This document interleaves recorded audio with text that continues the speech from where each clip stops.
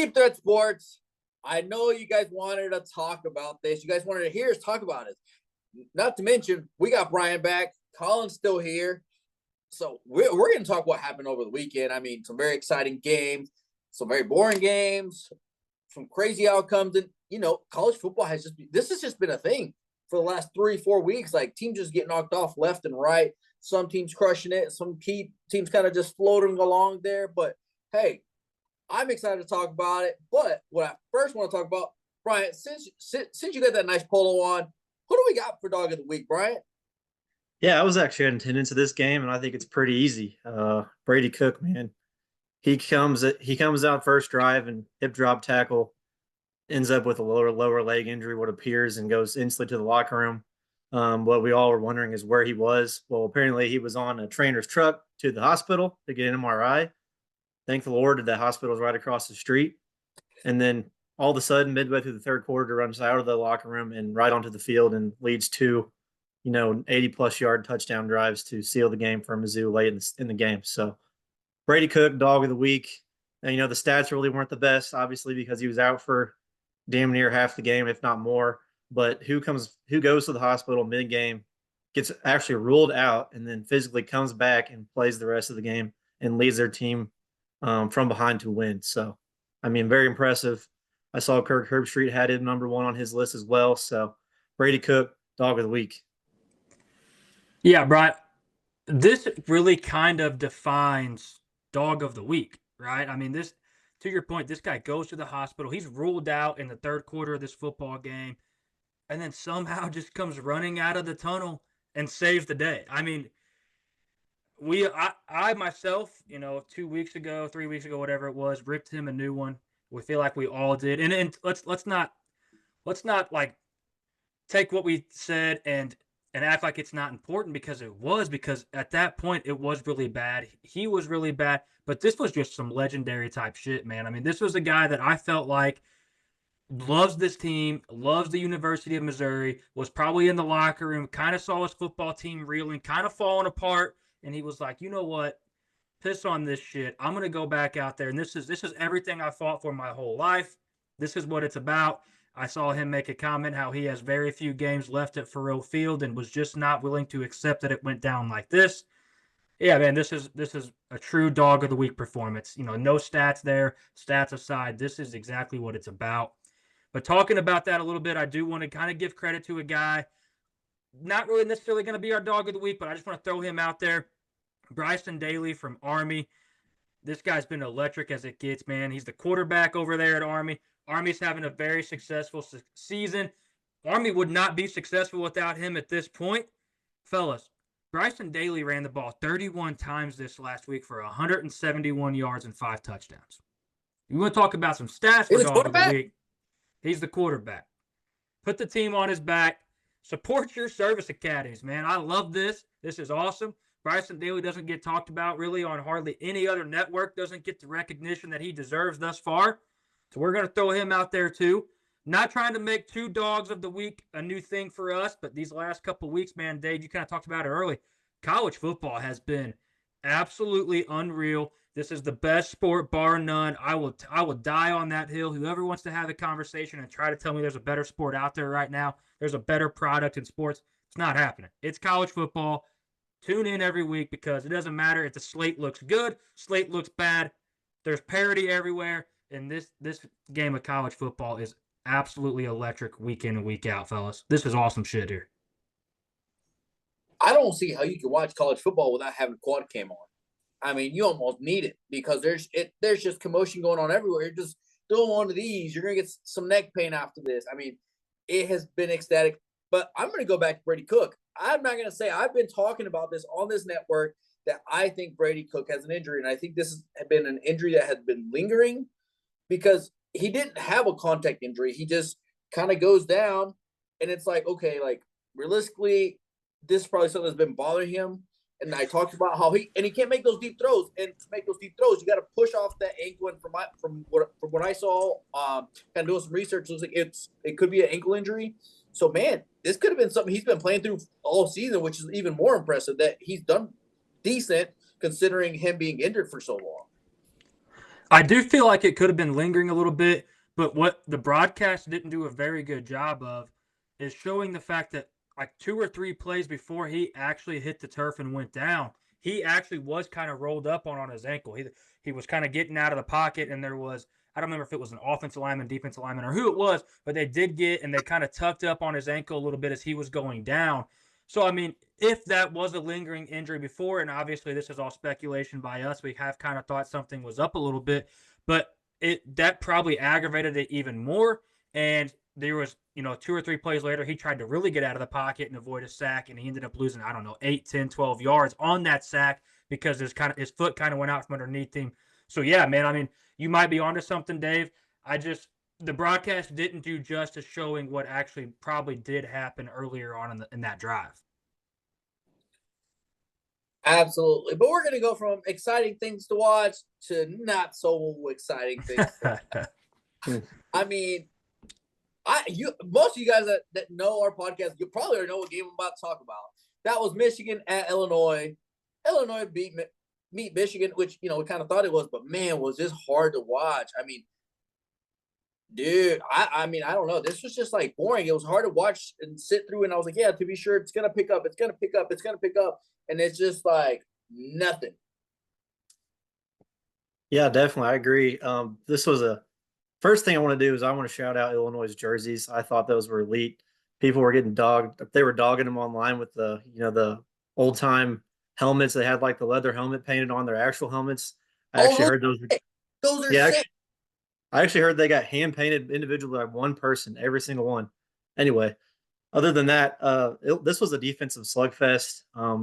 Michigan actually did the opposite of what they've been doing all season. They actually threw the ball, but they could not run the ball at all this game. Khalil Mullings wasn't getting going, neither was Donovan Edwards. Defensive, classic Big 12 or Big 10 game here. Turnovers. I think Michigan had 3 fumbles and they lost 2 of them, and plus Tuttle added another interception. And like we saw in this game, it was weird. It seemed like Michigan had so many chances to go down the field and take this game over, and Illinois was just either stopping them or Michigan was shooting themselves in the foot. I don't know what you guys think or what Colin you think, but this game was just ugly on all facets, other than maybe Illinois' defense. So first thing I want to shout out is, yes, we got to give credit to Michigan, or sorry, not Michigan. I'm just so used to saying Michigan's defense. Illinois' defense.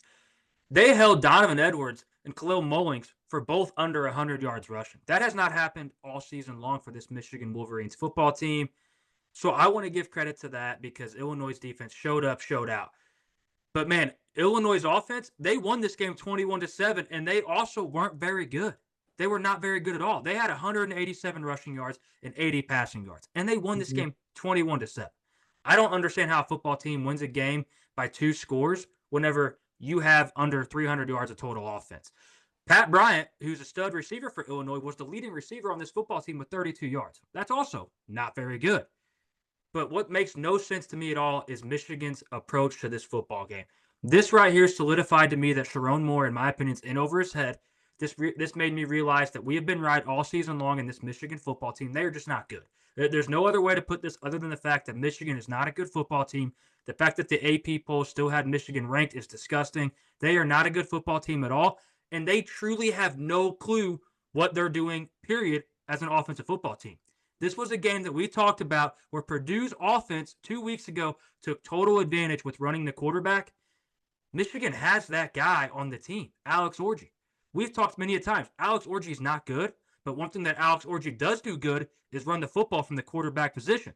You pair that with Donovan Edwards and Khalil Mullings, okay, you might have a little bit more of a dynamic rushing attack on this Illinois front, and they just didn't do it.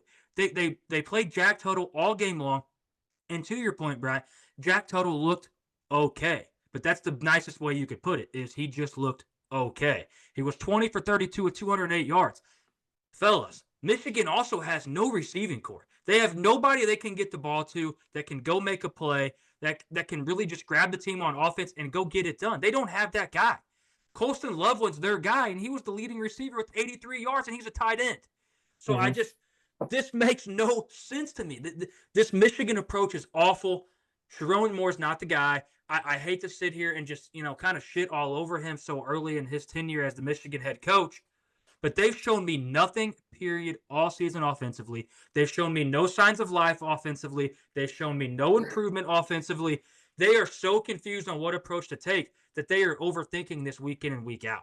They have now played 3 quarterbacks, and none of them are any good.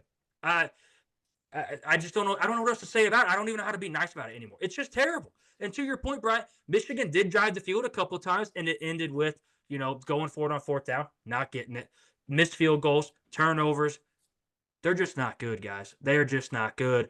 Also, credit to Illinois offensive line because Luke Altmaier only got sacked 1 time in this football game. The fact that you can keep Kenneth Grant, Mason Graham, I'm drawing a blank on the Josiah. I'm drawing a blank on his name right now. Also a stud. The fact that you can keep Luke Altmaier upright with all of these guys chasing him all game long. Credit where it's due, fellas. Illinois may not be the most talented and the most, physically gifted and scary team that you could play, but man, they know how to grind out a victory. That's what I like about football teams. That's what I think makes a really good football team down the stretch. Is they're a team that when the going gets tough, they rally around each other. They believe in their coach. They believe in one another. They believe in Luke Altmaier, and they do what they have to do to get the job done. Credit to them. Not a great performance by them, but yeah, they just got the job done. Yeah, I think Illinois is so good. Go ahead, Dave. No, I was just going to ask. I mean, is it Sharon Moore? Is it actual the players you have? Because I don't think Sharon Moore really he didn't get to do a whole lot with this team to this point. So I mean, do you move away from Sharon Moore? But he hasn't really had a chance to prove himself. He hasn't had a chance to recruit. He hasn't had a chance to kind of try to get something built to here. Just with the departure of Jim Harbaugh. So well, Bryant, what do you think? Before I sound like a jackass about this, what do you think? I think it's a combination of two. I think it's both, honestly. I think it showed in this game. I think Michigan is lacking the ability to scheme against the team they're playing and also to the strengths of the team that they have. I don't know why you bring in a passing quarterback when your strength all season has been running the ball with also your running backs and also a rushing quarterback. This was not the game to come in there and try to switch it up, at least from what I see. But it's also the players too. I mean, they lost a bunch of people obviously last year after winning the Natty, and a lot of the guys went to the NFL, and a few guys transferred out. Big time players that contributed on both sides of the ball for them. So I think it's a combination of both. But like I mentioned earlier, I do think it's a combination of both. But obviously, I think a little bit more on the coaching staff with why are we trying to switch it up against a top 25 team at home.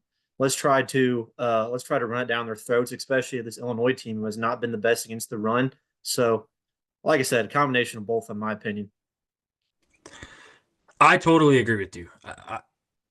Michigan does not have talent on the offensive side of the ball, in my opinion. I just don't think they do. Colston Loveland is a stud. I think people overhype Donovan Edwards because of his playoff run. I don't think they had realistic expectations for him. And this quarterback situation is truly probably top 5 worst in the country quarterback situation that you could have right now. And I believe that. I would argue that all day long. I'm being generous by saying top 5 worst because I'm off the cuffs right now. I can't necessarily name you a whole bunch of teams that have a worse situation at quarterback, but I'm willing to bet right now if I dove into this that I would have them top 5 or top 3 worst quarterback situation in the country. This is not good. To Brian's point, I also think it's the coaching staff. I think this falls heavily on the coaching staff because you had a full offseason knowing that these were your quarterbacks. You had a full offseason to work on getting Alex Orji to become somewhat of a better passer, to design an offense that fits around Alex Orji in this rushing attack better. He doesn't, with the rushing attack that they do have, because Khalil Mullings is much, much better than Donovan Edwards. I don't think that's a discussion anymore. But when you have a two-headed duo like that, Donovan Edwards is a great second running back. When you have that option, that should alleviate tons of pressure off Alex Orji in this passing attack. I'm not saying Orji has to go out there and throw for 250 plus every game. If you could just get Orji to go out there and throw for the 200 that Jack Tuttle did this game, sprinkle in him running the ball, 15 times for 80 yards or so.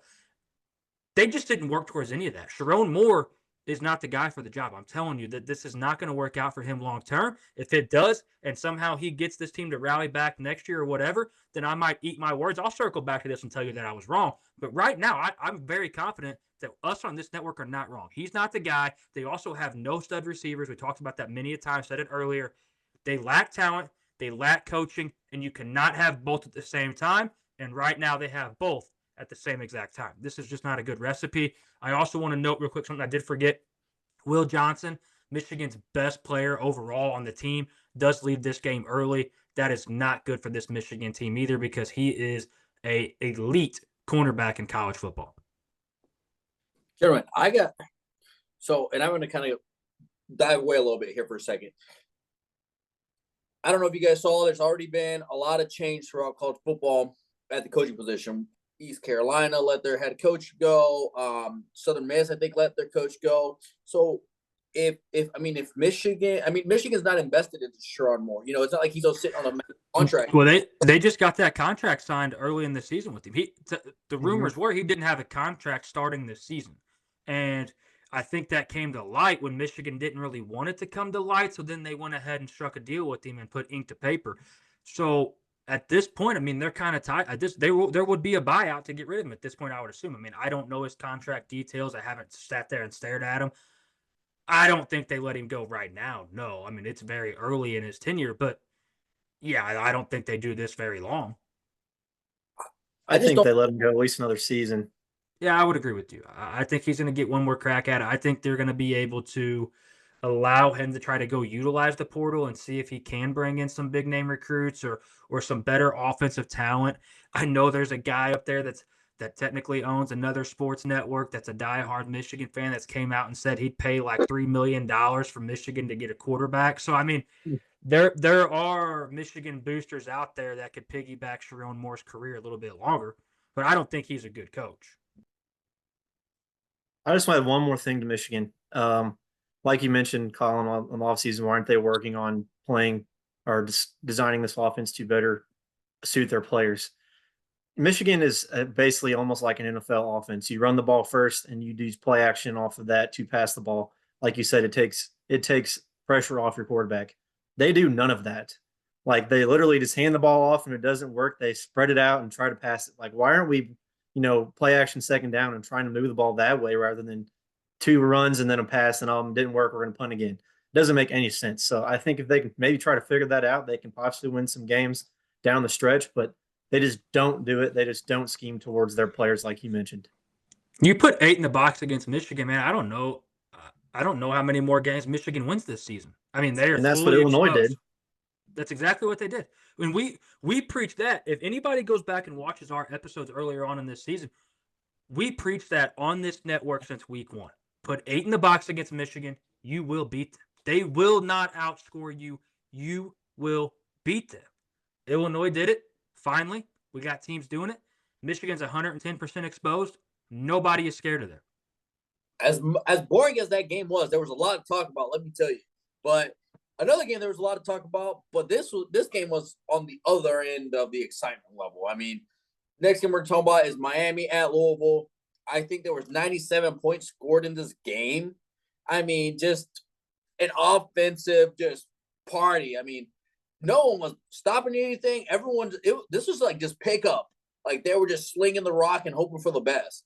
But hey, my guy Cam Ward had a heck of a game. Probably Colin argues it's one of his best games of the year.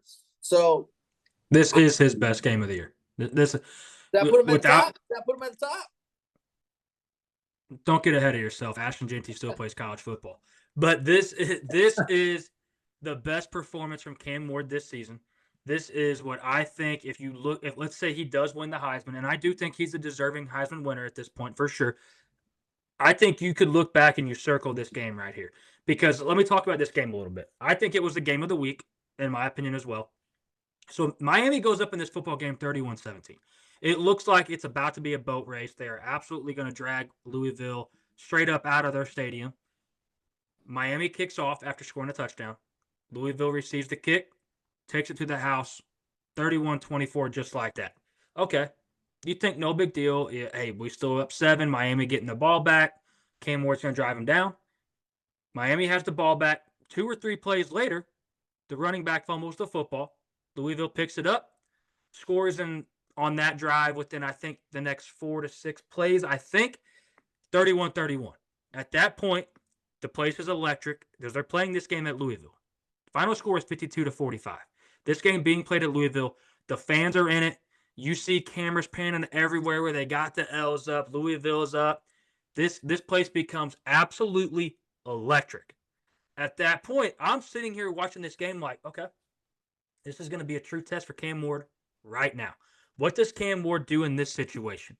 Well, I'm going to tell you what Cam Ward did in this situation. He picked the football back up, drove Miami straight down the football field, scored points, no problems, gets back to the sidelines. Louisville comes back, answers.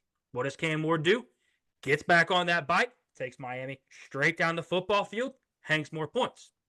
He broke so many sacks in this football game that I cannot explain to you how incredible I truly think this performance was.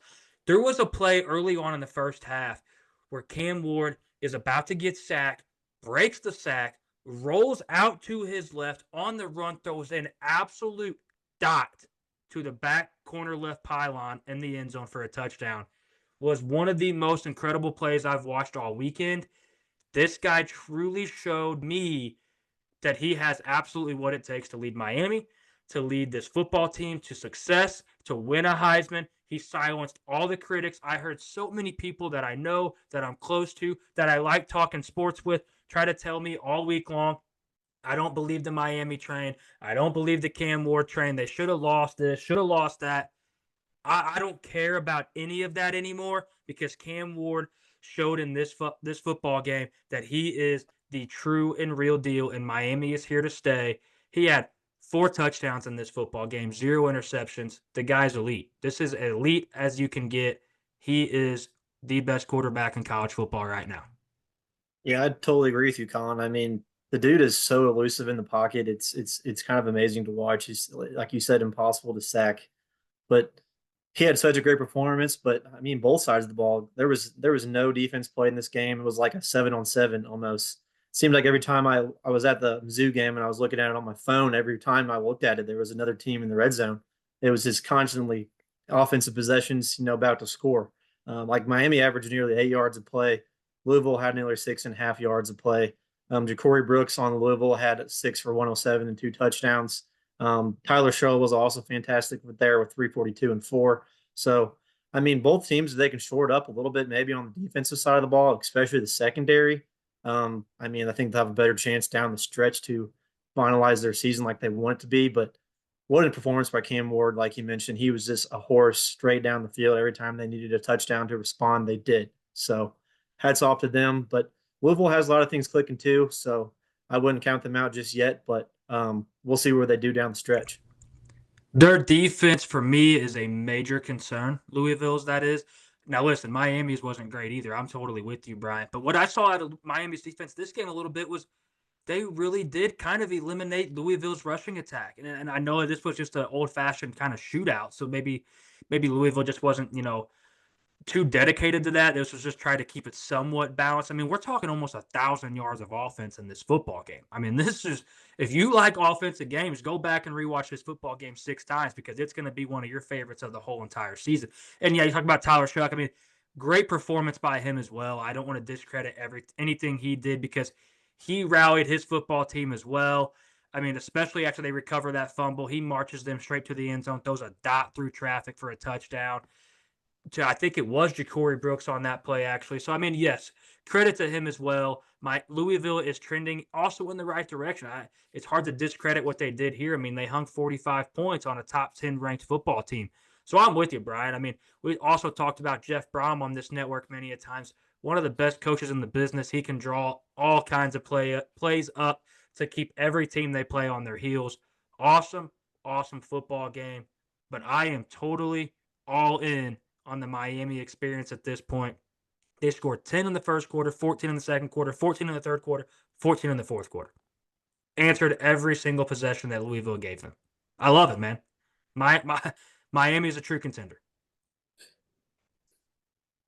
So I don't think I don't think Louisville's good, and I don't think Louisville's bad. And Louisville gives me the same vibe that South Carolina does, same vibe that Vanderbilt does, where it's like you don't want to play them if you can avoid them. Like they're not on paper a crazily good team, but it's one of those teams that you're like, man, this is going to go either way. Kind of like in Auburn, where like Auburn hasn't been great in a long time, but they will ruin somebody's schedule. Yes, they are that team that is going to give you like kind of like nightmares going into it. Like that most likely if you're in Miami that we're probably going to win this football game, but man, they are going to give us fits and they're not going to let it be easy. So I mean, I think that's honestly a fair comparison. You're right. I mean, it is like a Vanderbilt. Like you look at them on your schedule and you're just like, ugh, don't love it, don't hate it. Could be worse, could be a lot better too, though. I totally agree with that. Yeah, they're dynamic enough on offense that they can put up massive amounts of points like we saw in this game, no matter what team you are. So they're definitely a tough matchup on the road and at home as well. So I agree with you, Dave. I think that they could definitely be somebody that ruins the schedule down the stretch if they keep playing like they are. Next game I want to talk about is the University of Alabama going to Tennessee. I mean, I think Alabama, Tennessee, you expected that game to be like Miami, Louisville, just a very exciting offensive game. And it just nothing could get going. Neither one of the quarterbacks could figure it out. Alabama's now got 2 losses. Like, do they even make the playoffs at this point? Tennessee, I mean, how good is that win? Because I don't think Alabama's great. They're not the Alabama. I think they're still good, but I don't think they're not the Nick Saban era Alabama. And I'm gonna go ahead and hit this. I know you remember I talked to you guys maybe 2 or 3 episodes ago. It was probably week 6 where a couple of players were just like dancing around, like after a play. Happened again in this game. They get stuffed on 4th down, and the guys do a little basketball like air ball, like dude, like I mean, listen, if this happened at the rec level, I would be livid. I would be going down these kids' throat. What are you doing? I mean, how do you let these guys do that? Like that just makes you look bad as a coach. Like, yes, you want to be cool with the players, you want to be friends with them, but man, you have got to like put your foot down. Your player should never think that's okay. That's just when you play like shit, this behavior is unacceptable. I don't care if it's Ryan Williams doing it or not. When you play like shit, this should never happen. This would never happen on a Nick Saban football team. And it's so hard to continue to talk about Nick Saban, Alabama. At some point, we have to bury that. But it's a true statement. I mean, I love Kalen DeBoer. I've talked on this network how I'm a huge fan of Kalen DeBoer. I think he is a great X's and O's football coach. But yes, this is unacceptable behavior. But what I also think we're seeing, I had this conversation over the weekend with somebody. I think you're truly seeing an Alabama football team that just doesn't out-talent everybody at every position anymore. I think you're truly seeing an Alabama football team that is equal playing field with everybody else they match up against, and it's starting to expose them. We just talked last game about how we watched 2 quarterbacks play spectacular football games. We're going to talk on this game how we have 2 quarterbacks that played like absolute dog shit. And we had higher expectations for Nico Iamaleava and Joe Milton. Joe Milton. And Jalen Milroe way more. The old Tennessee flashbacks of Joe Milroe Milton. looked like Joe Milton. Because that's what it looked like, yes. Jalen Milroe and Nico Iamaleava look like hammered hell. And these are 2 guys that have had Heisman expectations who are just – they are not doing it for their football team, period. That's what this boils down to. Bama no longer out-talents people. It's not the Nick Saban effect anymore. They have to truly win football games by out-scheming, out-coaching, and just going and getting the job done. And you're seeing them no longer do that. Now, Dave, to your point a little bit, you kind of talked about, is it a good win? Yes. It is still a good win because Alabama football goes in and beats every team in the Big 12. They go in and they beat every single team in the ACC, in my opinion. They would sit there and battle with Miami and Clemson. I think those would be games, but I think they still would probably have the leg up on those teams. Maybe not Miami as much anymore. They would go into the Big 10 and be a top contender for the Big 10. So, yes, it is still a good win. It is still a resume builder for Tennessee. It's just not the Alabama we're used to seeing. We're not used to having this conversation about Alabama. We're used to probably coming back here and being like, man, Tennessee gave it everything they had and just came up one possession short. Now we're on the other side of this. I'm going to kick it over to Bryant because I've been rambling here. I just want to note one thing. Dylan Sampson is an absolute stud at running back for Tennessee. He is Tennessee's offense. He is Tennessee's football team. And Tennessee's defense is electric. They're legit. They're the real damn deal. Nico just has to hit open receivers. I'm going to kick it to you, Bryant, but Nico has to do his job better. He's horrible right now. Yeah, I definitely agree with you. I think I'm going to give credit where credit's due. I think both defenses played very well in this game. I mean, both offenses had three turnovers. Or Alabama had 2 turnovers, and Tennessee had 3. Both quarterbacks had 2 interceptions. But Tennessee's defense just came up on top in the end. But like you mentioned, this is very concerning for Alabama. They had every chance to come back and take a massive lead in this game. It seemed like every time that they had a lead, they just didn't do anything. I mean, they were up 7-0 at halftime.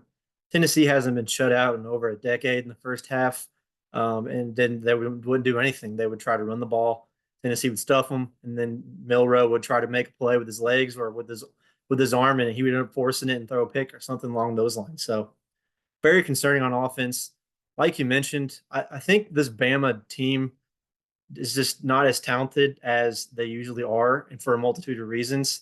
They did lose a lot of players in the transfer portal, but also we're seeing it across college football, the parity, the NIL. Players aren't going there just because it's Bama anymore, but because they're getting paid just as much, or they're having just as much hype somewhere else, and we're seeing that come to fruition. I feel like here after this past week, Bama's just not absolutely loaded with the Derrick Henrys and the Calvin Ridleys and all the defensive players they usually have, and they're not just scheming up and beating players as a football team, not just with being elite players. So they got to pick it up. I mean, we've had Milroe in our Heisman talk, almost this whole season.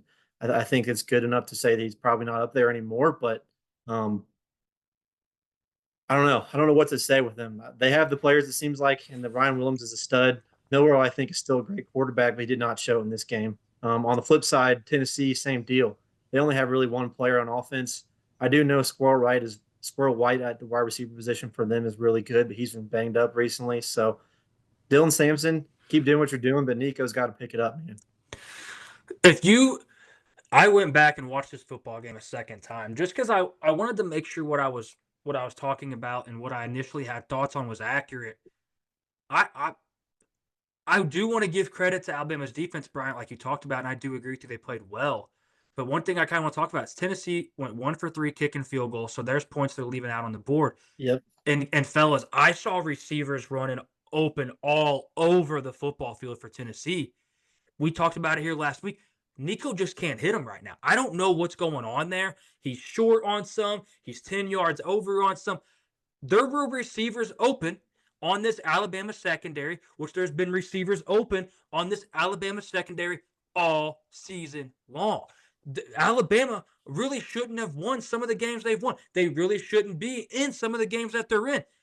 These other quarterbacks just can't expose this defense. I'm telling you, go back and don't pay attention to anything else other than how open receivers are against Alabama. They just can't make the throws. Alabama plays Mizzou this week, and this is a true game where Brady Cook needs to somehow show the whole entire world that he can make these throws and light up this Alabama secondary because they can.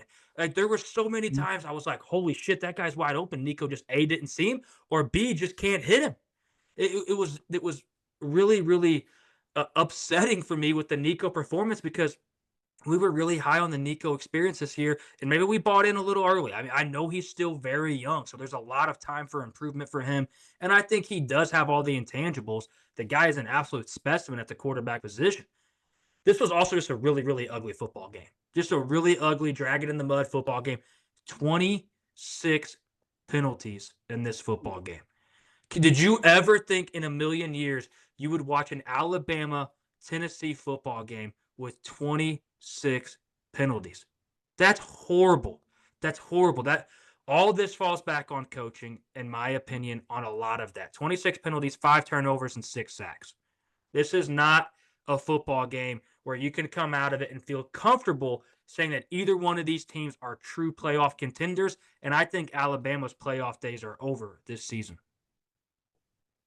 Yeah, they just lack discipline, like Dave talked about with how we've seen them in the previous seasons under the previous coaching staff. They just don't have it, whether it's penalties, the showboating around when they're actually losing the game. Like if Nick Saban was on the sideline, they'd probably have to bleep out half his words because he'd be dropping every word in the book at him, telling him to line it up and get it figured out. So they got some major question marks to figure out. If any team can do it, I think it is Alabama, but I don't know. We're going to see what they do down the stretch because right now it's very concerning. Do you remember how animated and disgusted and pissed off Nick Saban was last year? I think it was the USF game when they sat there and they let USF hang around. Wasn't it USF, Bryant? Yes. Early in the season last year, and he was just disgusted. If Nick Saban was coaching this football team and they're losing and they got guys doing the fake bullshit jump shot, I'm not too sure Nick Saban doesn't just throw his towel and take the team to the locker room and say, you know what? Hey, piss on it. Tennessee wins. We're going to go figure this shit out. We're actually going to go practice. We're not going to play today. You guys can have the dub. We're going to work on some things as grown men and leaders because this is unacceptable.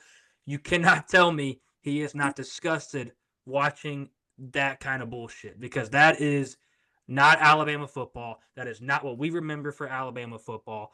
And at some point, Brian, I do agree with you. If there's any team that can do it, we're so used to saying Alabama can, but I think I'm kind of moving on from that at this point. I have to kind of come to terms for me, and maybe I'm just overreacting a little bit, but I think this is something that we've kind of had conversations about Alabama all season long. I mean, they didn't have the hardest schedule to begin the season. They kind of worked their way through some growing pains with the new coach, whole new team, all that. But I think at this point, it's kind of becoming the same conversation. Now, they may take all their frustration out on our Missouri Tigers this weekend. And if they do, I understand. But, I mean, at some point, we may have to have that conversation where we reevaluate expectations when we're like, okay, Alabama's just an above-average SEC team. They're no longer great. Yeah, I definitely see both sides of the coin there. We talked about it plenty. It just depends on what they want to do. Can they tie up the bootstraps and be the Alabama we used to seeing, or are they going to keep doing what they've been doing? It's up to them to figure it out. I do want to add one last thing to this game on the flip side here with Tennessee. I think we've seen in the past couple of games they've had, if they can't use the tempo on offense, they struggle. So if I'm a team playing them in the future and the rest of their season here, I'm going to try to limit them on tempo and prevent the big plays as much as possible. I think that's the recipe of success against this team. Don't let them use it, and you have a chance. Well, gentlemen, Alabama, Tennessee failed to live up to expectations of it being a good game. Another game that also did that was Georgia and Texas. I mean, 30-15. It doesn't look like it was that boring of a game based off of the score. Look, 45 points scored, but when 12 of those points are coming from your kicker, I'm talking about the University of Georgia. I think the guy's name is I don't even know his name. Peyton Woodring. He's your highest scoring player. Like, how? Texas never had a chance in this football game. I mean, they truly never had a chance. I never for once. Let me take that back. The first 7-8 minutes, Texas had a chance in this football game, and after that, they never looked to me like they truly had a chance. I also don't feel like they were the home team in this football game. Like they were more rattled by the pressure and the crowd noise and all the surrounding noise than Georgia was. I mean, Georgia looked pretty settled in. I mean, they had their questions too, don't get me wrong. I was not impressed by this Georgia offense in any way, shape, or form. But this was a massive, massive, massive letdown for Texas. And it just kind of had that vibe going into it, I thought, because everybody was, oh, Texas, Texas, Texas, Texas. Everything you read about, Quinn Ewers, Texas. That's all you heard about. All you heard about on every show, everything you read was Georgia has no chance. The spread even got to like 5, 5.5, 6 at one point for Texas being the favorites. I thought that was crazy, but it scared me so much that I couldn't take it because I was just like, wow. And maybe I truly am wrong on my Texas thoughts. I mean, I don't get me wrong. I think Texas is still one of the best teams in the country, but I just didn't think that they dethroned Georgia that easy just because Georgia lost to Alabama. We talked about it here on this network. The second the second half of that football game, Georgia truly showed that they were the much, much better football team. You erase 5, 7, 8 minutes out of that football game, and Georgia boat races them by 2 possessions. We talked about that last week. Georgia's for real. They just had a rough first half against the Alabama football team that came out hot and punched them right in the mouth. That was also the best Alabama's looked all season, and they haven't looked the same since that second half either. So those two teams are going in opposite directions, and it's really working for Georgia. I think you really saw this Georgia defensive front welcome Texas to the SEC. Texas, I've said it that I think Texas's O-line can win the Joe Moore Award for the best offensive line in the country, and I still think they can. It's just going to be a lot tougher now because Georgia defensive line blew them up for 7 sacks. I mean, blew them up. Quinn Ewers running for his life. Mm-hmm. There was a series there where I think it was 2 back-to-back sacks. I mean, it was. At that point, as a quarterback, you're just waiting for the next hit, and it's like, and then they got so scared, man. Texas got so rattled. They threw Arch in. They got so rattled with Arch, and they threw Quinn Ewers back. They were shitting down both legs. That's the only thing you can say about it. They were truly shitting down both legs. Steve Sarkisian had no answer for this. They have some receivers that were banged up. You saw Ryan Wingo, fresh out of St. Louis, should probably be in a Mizzou uniform, but credit to him for going to Texas and it working out so far. You saw him be their most electric player on offense, I thought, and Texas just didn't have an answer, man. They have no run game. Georgia was not scared of Texas's run game. They made that evident. They were just like, hey, man, we're going to disrespect your run game so much that we're just going to act like it doesn't exist because it doesn't. And on the flip side of this, Dave, you just talked about it. Georgia's best player was their kicker. Georgia's offense also didn't impress me. The only unit that impressed me in this football game was Georgia's defense. That was it. That was it.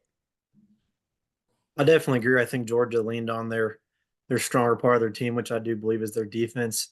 With those 7 sacks that you mentioned, Colin, that they ended up forcing 3 fumbles, 2 with Ewers and 1 with Arch Manning. But like you said, I think Tennessee was rattled from the get-go. They looked like they had bug eyes out there on the field and were just, confused by either what the defense was throwing at them or too into the moment to execute. So they got some question marks there. They cannot run the ball like you mentioned, even though they have one of the best offensive lines. But Georgia has dominated them in the trenches in this game. On the flip side, Georgia still has a lot of question marks on offense. They were not efficient passing the ball. Trevor Etienne was pretty good, though. He had 3 touchdowns, but still only had 87 yards. I think the biggest thing in this game, honestly, what it came down to was when they had the flag there for an obvious not pass interference, and then the Texas picks it off and runs it back for a pick 6, and then they called it pass interference, and I'm sure everybody in their mom has seen this, but the Texas student section starts launching beer bottles onto the field, and credit to Texas, it only took them like 2 minutes to clean up massive amounts of beer bottles. But in the meantime, that was the best part of Texas's game all night was how quick they cleaned that mess up. The refs somehow, go against the actual rules of college football and turn over a penalty out of nowhere. In the meantime, that was a massive momentum swing. I was thinking to myself, oh, here comes Texas. They're going to come right back. They're right in this game. And no, they did nothing with that. Georgia, I think, scored on the next offensive possession they had and shut them right back down. So credit to them. They stayed calm in this game. Besides that little run they had there with that pick 6 and the horrible officiating, I thought was horrible all game. I know we don't like the dog refs on this network, but it was atrocious. I mean, it was horrible. So credit to Georgia, credit to their defense. They do have some question marks on offense, but I think if they can keep winning on the defense and beating teams in the run game and staying at least somewhat efficient on the offense and passing game as well, they'll win many more games. I have so many things to say about this. This is why I'm rubbing my head. I don't even know where to start with it. One, an awful passing interference call to begin. Terrible. Yes. Terrible passing interference call on that pick 6. But what they did and how they addressed it is the worst thing I've ever seen in college football. I'm serious. other than Colorado getting a 5th down against Mizzou back in the day, this is as bad as it gets. That's not even legal. I've never seen that happen. No. That can't happen ever again. That should be addressed. Yes, I do think they got the call right, but at that point, it's too late. Now you're Yes. showing that all fans have to do is throw shit on the field and to get the referee's attention. I mean, you think that's not going to happen in the future now? I mean, they opened up a whole can of worms for really shitty situations down the road. That is horrible. I could spend the next 25 minutes, sitting here bitching about this. That is bad, dude. That is as bad as it gets. Can never happen again. I'm also chuckling right now because Kirby Smart coming out and saying that was dangerous to his players is a really bold statement, seeing as how half his team gets arrested every season. I mean, that bottles being thrown at his players should be the least of his worries for his players being endangered. That should be the least of his worries. I mean, really bold take by Kirby. Props to him though. If I was him and that happened to my team, I would 1,100,000,000% be getting ejected from that game. I wouldn't say I would assault the ref physically, but I would definitely verbally. But like, my goodness, man, he was pretty fired up, but he kind of kept his cool. I would have been bad if that was me, like bad. Yes, and what you're saying right now should not go unnoticed because that is where you could see most teams spiral completely out of control in that moment. At that point, they're thinking, okay, the officiating's against us. The odds are stacking against us late in this football game. They're setting this up for a Texas comeback, and the team just unravels. And to your point, Bryant, Kirby Smart kept his team in check. The players stayed in check. They showed maturity and went out and just controlled what they could control and handled business. So, yes, for that, tip the cap to them. That was impressive on them because most teams would not do that. You are exactly correct.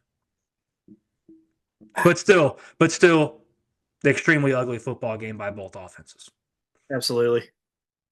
Did you guys see how the SEC addressed the referee situation? They actually, sent out a communication or whatever you want to call it, and basically said like, the referee messed up, and the decision to pick up the flag happened just because the crew decided that was the right call. No, it didn't. No, it didn't. I'm not saying you're wrong. I'm saying that their comments are completely incorrect. They're trying to pull a blanket over a pile of shit, and I'm not buying it. I mean, I never saw them before the shit was starting to get done on the field go over and start to meet and congregate and be like, "Hey, man, you just completely blew that call." And if he completely blew that call, guess what? You got to live with it. That's just what it is. It was a couple seconds. But if you want to pick the flag up, you have to do it right there. You cannot wait 5 minutes. Spot. Yeah, I agree. Even the I don't remember his name on the ESPN, the ref they always have in the background, coming in and giving insight. He was like, "What are we doing? You cannot do." No, he's on Fox. I don't know who it was. It may have been him. I don't remember. But anyway, he was like, "What are we doing? We can't do this." Like he was literally about to get mad himself, and he's in New York or wherever he's at. You know what I mean? It was like, you can't do that. You physically and literally cannot do that. Could you imagine? Wild. If Texas came back and won this game? Could you imagine if we were having a conversation about this and it resulted in the Texas win? My God. Like the SEC is lucky that Georgia came back and won or stayed ahead and won, because if it was the opposite, like you said, Colin, it would not be good. This would be a contested football game. I think if that were, we're speculating, but I do think Georgia would contest that game. Absolutely, and rightfully so. Hey, Kirby Smart did say he felt like they tried to rob him, but he's right. I was going to say exactly. In no way, none of us are Georgia fans. None of us are, got any input in this, and we're all saying, hey, like, yeah, like that was wrong. Like, no, I hate both of these teams. I mean, legit cannot stand either one of these programs. Like I said a second ago, they made the wrong call initially, but the way they fixed it was even worse. At that point, just live with it. No, I agree, because from that point forward, everyone's questioning every single call after that. After that, everyone's questioning every single little thing you do. But hey, at the end of the day, there wasn't a whole lot of good football in this game anyhow. They weren't picking flags up in the Mizzou Texas A&M game that cost us 2 touchdowns. I mean, let's be serious here. Let's, like, in all serious conversations moving forward. Why? I know that game was at A&M, but if that happened at Mizzou, why would fans not just throw bottles on the field, hoping the referees meet, congregate, and change the call? I mean, this is the problem they have now created. No, I agree, and it's like, yeah, they fined them $250,000, but that's nothing. But now fans don't care. Fans are going to do it because now they're going to test it to see if they can get this to happen again. No Texas fans paying that fine. They do not give a shit. Yeah, but that's what I'm saying. Like, it's going to happen again. I wouldn't be surprised if it happens again this weekend. Because, hey, why not? They opened up the possibility for sure. They opened it up the can of worms, and I don't know how they put them back in. We'll see. But this game was rough. But let's talk about another game that wasn't very, other than Miami, Louisville, and like one or two other games, a lot of games were kind of low scoring for the most part. The next game we're going to talk about is going to be Auburn at Mizzou. I know you guys want to talk about this one. Bryant's going to tell you all about Brady Cook and how great he was. And I think Bryant said he might have gave him a hug after the game. I don't know. That's just what I've been hearing through the grapevine. But Brian, you were there. How was this Mizzou game? When I looked at it at one point. Mizzou was down, and I was like, oh, here we go again. So I went and vacuumed, and then I came back to it. And then I was like, hold on, 17-14, we got the ball. Like, paused it all at that moment. I was like, hold on, we'll get to that later. And, Mizzou ended up getting the win. Like, what did you see there? Like, did Mizzou just come out flat at the beginning? Did they kind of pick it up? Was it Brady Cook, being injured? Drew Pine, the new starter? What are you telling me? Hey, real quick, Bryant, before you go. Dave, you vacuuming during college football is the stupidest shit I've heard all week. All right, Bryant, go ahead. Honestly, Dave, it was very frustrating. I think I was sitting there, for 2.5 quarters with my head straight down in my hand. But we pulled it out in the end.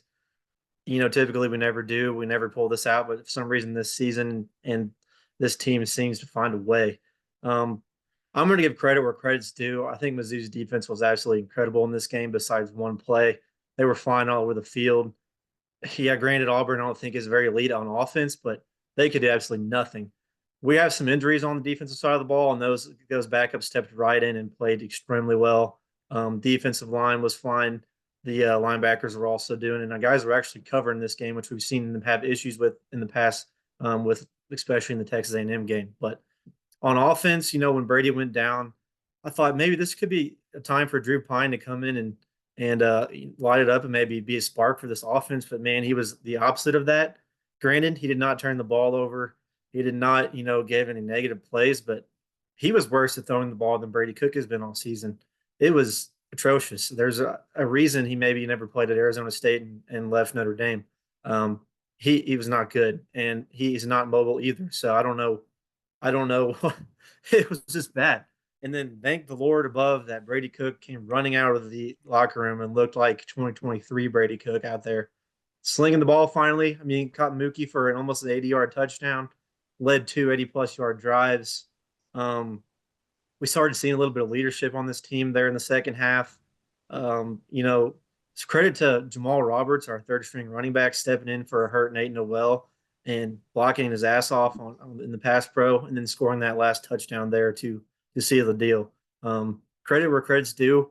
They grinded out this game. Defense played well all game. It was very nerve-wracking, especially being there. But credit to Brady and credit to this Mizzou defense. They were the ones that got us this dub. This was the total definition of what it's like being a Mizzou fan. The highs and lows of being a Mizzou fan. My wife yelled at me truly 3 times in this football game for throwing shit in my basement. I'm punching wall. I'm losing my mind because of this Missouri Tigers football team yet again. You got to be used to it, Colin. Do what? You can't get that mad every time. Man, you're going to have to redo your This is passion, Dave. You don't get used to this. I'm amused, but I don't. It's like getting the flu, man. You know what to expect when you get the flu. It sucks ass, but you still complain the whole time you have it. Hey, speaking of the flu, this was Brady Cook's Michael Jordan flu game. This is what it was. So Bryant looked talked like about Willis this Reed out there. He touched the tip of the iceberg on this, in my opinion, a little bit. This is the first time all season long the Missouri Tigers have had some form of leadership. This is a team that when we circle back and we look at everything they've been through this season and all the games I've watched, this is a team that's had absolutely zero leadership. Last year, this team had leadership in Cody Schrader. He brought many things. He was just a guy that everybody looked at was just like, wow, man, if he's doing it, I'm going to do it. There's nobody on this football team. You see Theo Weiss wear the captain. He ain't no captain. He's talented. He ain't no captain. I don't see him do anything on the sidelines that tells me that he should be the captain. We look at Luther Burden, who people just automatically assume should take on that role. He's not a leader in any way, shape, or form. He's not that type of player yet. He's not that type of player. He is not that type of guy. He is the best athlete on the team, but he's not a good leader. He's not. I'm not in the locker room, so I can't say he's a bad teammate. But he doesn't strike me as the guy that's going to go over to the sidelines when the going gets tough and motivate these guys to get up and get going. In my opinion, he's the opposite of that. When the going gets tough, he's the guy that everybody on the team looks at and they're like, well, he's mailed it in, so we're going to kind of mail it in. He goes out there after pouting a little bit again, muffs a punt, gives Auburn the best chance to win the football game they've had all game long. I mean, I'll be the first to tell you, when I saw Luther Bird out there going for that punt return, I was like, okay, all right. He's gonna catch his punt, and he's going to do some Luther Burden type things, and he's going to put the team on his back. That didn't happen. The only leadership I've seen from Missouri all season long is when Brady Cook came out after being ruled out, after being at the hospital, after riding in a trainer's truck, through tailgates, making eye contact with people as they're drinking beer, and he comes back and he's like, all right, piss on this. This is now my time to really prove something. And I feel like at this moment, maybe I'm overreacting because I'm a Mizzou fan, but this gives me all the same vibes as the Kansas State football game last year. The going was getting tough. Mizzou was not looking good. They were on the ropes. They were reeling. They have a fake punt pass that goes and scores a touchdown on that drive. I mean, this is the total definition of that same exact thing. I think this could be a momentum builder for the rest of the season. I think this team really, truly rallies around Brady Cook. I'll be the first to tell you, man, we've been the biggest critics of Brady Cook, but that's because all of us, except Dave when he's vacuuming, watch every possession and every play of the Missouri Tigers football game. We do not miss a play. I can promise you, Bryant and I do not miss a Missouri Tigers football play ever. It does not happen. And this is why I feel like we can be so critical of the things that Brady Cook has done wrong, because he has not progressed like we thought he was going to, whether that's due to injury, whether that's due to they have no leadership, whether that's due. One thing I'll talk about with this is I don't feel like Kirby Moore's progressed as an offensive coordinator. I was so high on the Kirby Moore hype train as to going and getting head coaching jobs after this season because of all the play designs he's had. And, man, it's just been stale. It's just been really, really stale for him. I don't know if there's some things in that locker room that we don't know about that maybe, like, we've kind of talked about a little bit. Maybe Cook is battling some injuries, can't make all the throws. I mean, hell, I think it was 2 or 3 years ago. It comes out at the end of the season that he had like a partially torn labrum or something in his shoulder that made it really tough for him to play through, and the guy just plays through it. I mean, this guy's a gamer. This guy loves Mizzou. He wants to win. I'm going to get off his ass. He can play like shit the rest of the season. I'm going to get off his ass because without Brady Cook in this football game, they don't win it. We have 2 losses. We lost to a really shitty Auburn team if he doesn't come out of that locker room. Now, talking about Drew Pine a little bit, good God, it was awful. I mean, good Lord, it was terrible. But I wanted to say one thing about Drew Pine. That guy's also incredibly tough because we had nobody he got laid to go out so many to. times. Oh, my God. We had nobody to go to after him, really. And that dude just kept getting back up. I can remember vividly in my head 4 plays where Drew Pine has to adjust his chin strap, helmet, and everything because he got laid the hell out. If I could drop F-bombs, I would say he got laid the F out so many times. Those are hits that like running backs and receivers and tight ends aren't getting up from. Now, maybe it's his fault for holding onto the ball too long because he was doing a lot of that. He was very uncomfortable in the pocket. It was written all over his face. But, I mean, he was just on to a football game he wasn't prepared for. Tried to make the most of it. What I do think pisses me off is, Bryant, you and I texted about this during that. Kirby Moore just completely quit running the offense. When Drew Pine came into the game, I know it limits you even more with Drew Pine than with Brady Cook, but you still have to run some sort of offense, and he wasn't doing that for Drew Pine anymore. So he did not set him up for success in that game either. So, I mean, there's just a lot that happened here, man. Mizzou squeaks it out, I think this is a program and momentum builder for the rest of the season. And I think that they truly do have a chance against Alabama this weekend. So, I mean, I hope I'm not wrong on that. I hope that they trend in the right direction. I do think at some point somebody has to get a hold of Luther Burden, though. I mean, this is your team. This is your offense. Somebody has to have a serious conversation with him and say, look, man, this whole team looks at you. If you're not going, this team is not going. You cannot hang your head after every time the going gets tough. You're down very little in this football game too, and you're pouting. It's like the A&M thing all over again. Why? Why? You should go out there and prove as to why you're a first-round pick. He has even more to play for than just this season at Mizzou. Dude, go out there and be a difference maker. So frustrating to me, but I don't want to be negative because you did squeak the win out. But man, Mizzou's got a lot of injuries too. Bryant talked about it, and they got to get a lot of guys back. They got to get a lot of guys back if they do want to have a chance against Alabama this weekend. But it's all in front of them. I mean, the teams that we thought were going to be their juggernauts in their schedule aren't. I mean, Oklahoma's not the best. Alabama's beatable. South Carolina might be their toughest game remaining on the schedule in all reality. Yes. So let's hope, like you said, this is a trampoline jumping pad from them in the rest of the season, and they get it going. But they still have question marks on offense. I do want to give a little credit to Luther. I mean, he was basically the only reason we won that game on the last drive. He had 3 or 4 incredibly key catches. On the Mookie Cooper, really long touchdown pass. He was running right with him blocking.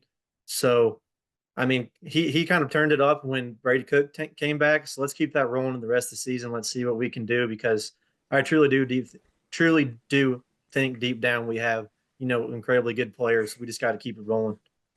Just keep getting the ball to the playmakers, man. Poor Mookie Cooper can't find the end zone. That poor guy hasn't gotten in the end zone in so long, and he just can't find it. I mean, I thought that was his chance. I was screaming in the basement. Brian, I texted you right after. Poor Mookie just can't find the end zone still. And you're right, man. Luther did do some great things in that fourth quarter, but I need to see it for 4 quarters, right? I mean, I don't just want to see it. I just don't want to see it when things are starting to go back in your direction. I want you to really step up and show me. This is the show me state. I want you to show me when the going gets tough that you're that guy. Be that guy. Well, everyone, that wraps up our Week 8 review. It was a very exciting games and some very not so exciting games. But hey, we're happy to have Bryant back with us. He always adds that extra layer of critique, of the extra layer of expertise, knowledge. Colin's always here as well. Got some good stuff, a couple crazy ideas here and there. But hey, that's a great part. You get all 3 of us, a lot of ideas, a lot of thoughts. But again, thanks for sticking with us. Keep riding with us. We got a lot of good stuff moving forward. Be on the lookout. Like we talked about already, we do have some tumblers that we'll be raffling off here soon once we get those in. So we'll give you guys more information as soon as those come in and we kind of set a plan here. But hey, it's not going to be nothing hard. Who doesn't love a good tumbler, right? I'm just going to shoot it over to Colin, finish us off, let us know what we got going on, and let the people know the next one's also going to be good. We're going to talk Heisman. We're going to talk top 25 and a little special segment we got here for you guys. So just if you want to know what it is, tune in to the next one. Yeah, like Dave said, we're still waiting on our tumblers to come in. Kind of taking a little bit of time. But, hey, I can't wait to have that tumbler to make me a stiff drink watching this Mizzou-Alabama football game this coming week. Hopefully they're in by then. Going to make the drinks roll smoother. Cannot wait. But like Dave said, too, we have tons of content coming still the rest of this week. We do have a good, fun segment coming up on our next episode. Tune in to see what that's all about. Bryant, we love having you back, like Dave said. You make it flow even better with some more critiquing, more expertise, another dynamic, another approach. You kind of keep me in check sometimes when I start to get a little heated, and you kind of bring it back to reality and tip the cap where it's due when I get pissed off at certain players. But, hey, man, this has been tons of fun. Love doing this with you guys. We didn't talk about the BYU-Oklahoma State game. If you didn't watch that on this last Friday night, go watch that. That was another banger of a football game. We just can't touch on them all, or we'd be here for the next 6 hours. I wish we could. I would do it all day. Fellas, this has been tons of fun. I can't wait to see y'all again this coming week with some more content. Until then, that's Dave. That's Bryant. Follow us on X at DT_sports_. Instagram, Deep Threat Sports with a Z. Facebook Deep Threat Sports Network, Spotify Deep Threat Sports, TikTok Deep Threat Sports Network, YouTube at Deep Threat Sports. Fellas, until next time, peace.